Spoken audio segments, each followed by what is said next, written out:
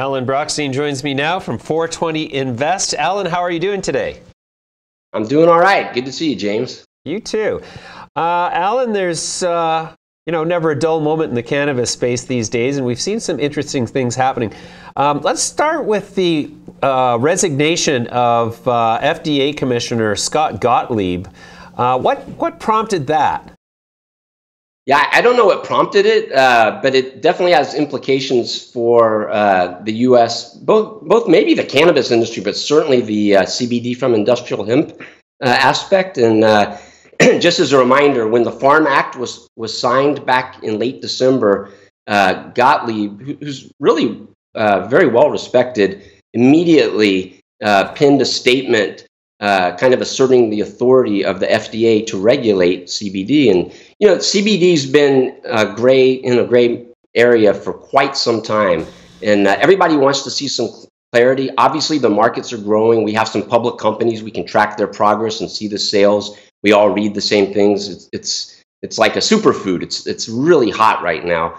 But the regulatory environment is very questionable. And one of the things that came out even beyond the FDA aspect is, we realized very quickly that each state has to pass its own laws regarding hemp. Like you have Village Farms talking up Texas, for instance, but Texas, it's not yet legal. So you have to get these laws through. Similarly, canopy growth is in New York, and Canopy Growth was really excited about the hemp opportunity. And they're a little bit more tempered in the near term now because of what's going on. And so Scott Gottlieb wasn't against CBD, but I think he wanted the companies not to make health claims, and he wanted regulation. And so he had scheduled meetings, or said that there were going to be meetings in April to discuss this, open hearings, and then he suddenly stepped down. So it just throws some uncertainty into this. It's for now, it's business as usual for the existing companies. A lot of players on the sidelines, some starting to jump in now,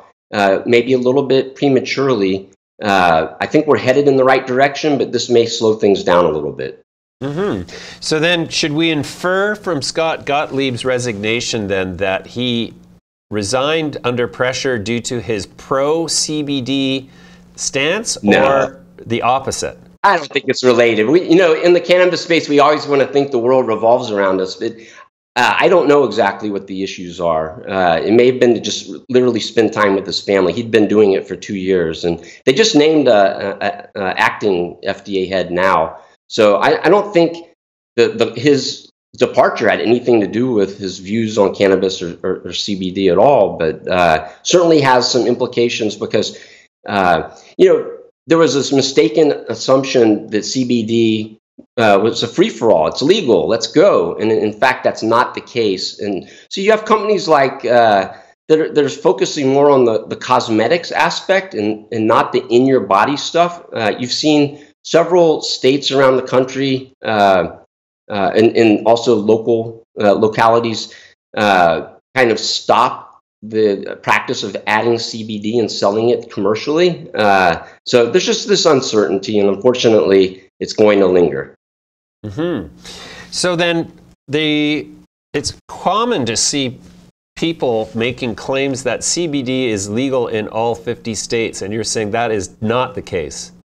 It's never been the case. I've been listening to this for a long, long time. And if you mean by legal that you can ship it into all the states and not get arrested, that's probably correct, but that's not the proper term for legal. So in practice, it's been shipped to all 50 states, but it is not legal. And especially after the Farm Act, it really pushes it down to the states. So there's no federal problem with growing hemp anymore, but the states have to regulate it. So the CBD part makes it even a little bit more complex. And so there's a big debate going on about how to interpret certain laws, and there's been exemptions if you imported it in the past. The Farm Act of 2014 kind of allowed some companies to push the envelope and start growing in places like Kentucky or Colorado or Oregon and shipping it into other states, across states. But to categorically say, oh yeah, this was legal, I don't think so. You can find opinions that it's legal. You can find opinions that it's not. I think the reality is it's very, very much gray, and there needs to be some work done to clarify this. And once they do, it's going to make a more vibrant market.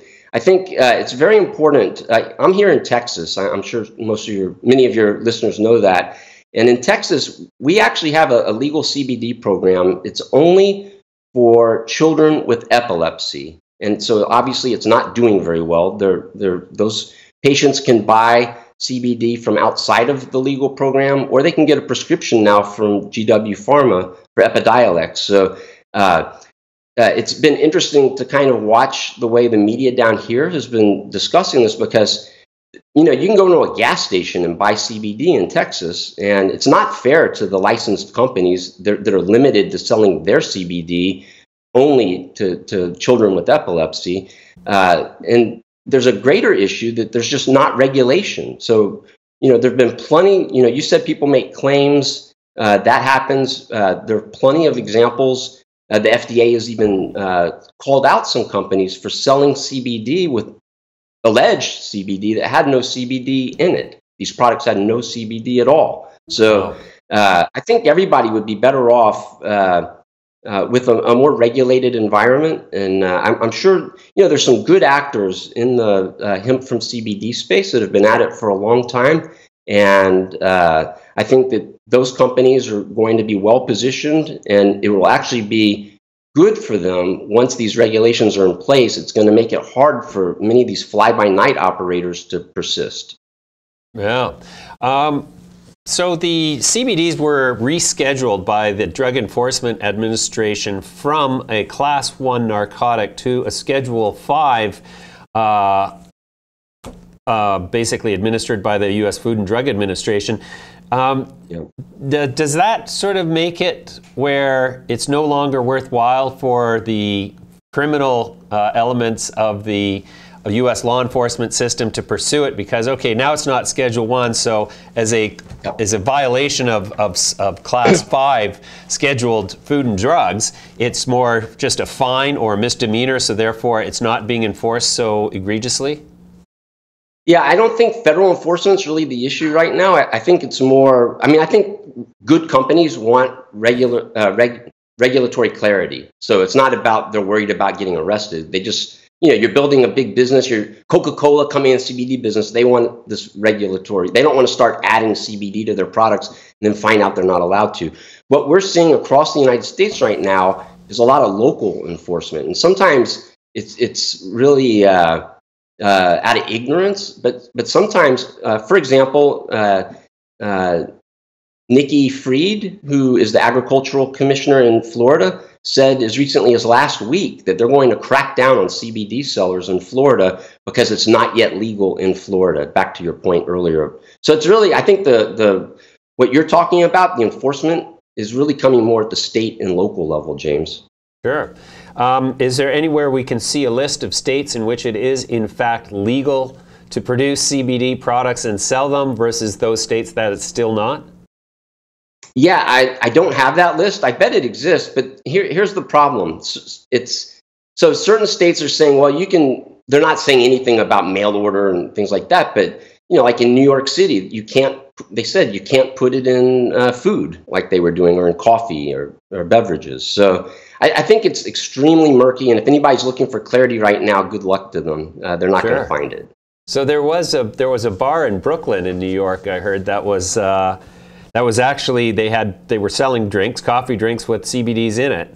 And so I guess now that New York has come on side with medical legislation, now they're enforcing that can't be actually added to drinks. Is that right? That's what I'm hearing. So yeah, it's a crazy world. So I think the big takeaway for listeners should be CBD is a great opportunity, but it's a lot has to happen for the market to develop properly. And there's separate from that, there is so much stock market hype when it comes to CBD. It's like the barriers to entry to be a CBD stock are zero. The barriers to entry to be a real company are higher than zero, but to be a stock, it's easy. We see it all the time, just overnight. Yeah, we're a CBD company now. So I think investors need to be careful about that. And it's not, many of these companies will have zero chance of succeeding, in my opinion. Sure. So then among the publicly traded entities in the space, which ones do you think are the best contenders for succeeding in the CBD market? I mean, Charlotte's Web comes to mind as the very first company that actually came into existence as a result of their creation of a CBD product to treat Dravet syndrome, epilepsy, childhood epilepsy in a resident of Colorado. So I look at their product offering. They're actively selling CBDs through the mail in states where it's legal. I'm assuming they don't where it's not legal. And so what companies like Charlotte's Web are sort of in the same peer group? Sure. So the three that I follow most closely would include Charlotte's Web, of course, and also CV Sciences, which reports this afternoon, and then Elixinol Global. Those are the three I follow the closest. I track some other private companies that I think have similar reputations to those three companies for their products, but those companies all, in my opinion, each of them is well managed, has a good product, strong revenue growth, good financials. I think investors, really the only debate about those companies would just be, is it the price right? And so when you get past that, there's some interesting new entrants. What Green Growth Brands is doing with these mall kiosks, and they're focused on a different subset of products on the cosmetic side. But I think that's pretty fascinating with what they're doing in the malls with their CBD store, Seventh Sense. And then there's a company called, let's see, it's, I was just looking at it. LEVB is the symbol. I can't believe I'm blanking out on the name, but this is a relatively new company that Kathy Ireland founded the company, I believe, or she's certainly involved with it. She's not running the company. But they did a reverse merger with a company called CBDMD. Yeah. And they have, I think that's an interesting company. Again, it's too new to tell, but they have revenue, but it's not in the same league as those other three that I mentioned. There's some others I'm tracking, James. Sure. Yeah, Level Brands is the company you're making reference to. That's it. I interviewed the CEO from Level Brands last year prior to their acquisition of the CBD company, which was interesting. So there's lots. They were dealing with Isodiol, James, back then, probably when you interviewed them. Right. They were distributing Isodiol products, and that deal blew up. Every deal for Isodiol seems to blow up. Oh well. Well, that's the thing about the stock market. Here today, gone tomorrow. Yep. All right, Alan. That's great input as per usual. I really enjoyed the conversation. I'll look forward to talking to you again next week.